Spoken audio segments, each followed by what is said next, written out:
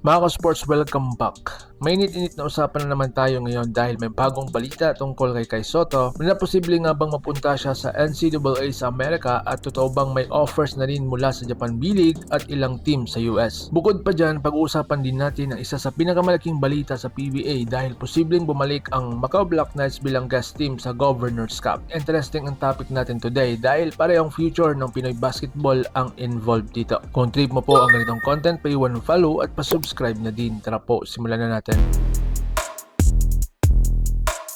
Mga sports, Kai Sotto, NCAA at Japan offers. Unahin muna natin si Kai Sotto, mga ka-sports ha. Kamakailan nga ay may lumalabas na report mula sa spin.ph kung saan tinanong ang kampo ni Kai tungkol sa posibilidad na maglaro siya sa NCAA sa Amerika. At ang sagot nila, possible daw talaga. Kaya mga ka-sports, malaking balita ito dahil matagal ng pangarap ng maraming fans na makita si Kai na muling maglaro sa US basketball environment. Alam naman natin na kahit nasa Japan si Kai, nitong mga nakarang taon, marami pa rin naniniwala na may potential siyang makapasok sa NBA o makakuha man lang ng mas malaking exposure internationally. At kung tutuusin, malaking advantage talaga kapag nasa NCAA ka. Kasi bukod sa mataas na ang competition level, mas malapit ka rin sa NBA scouts, coaches at media exposure. Halos araw-araw may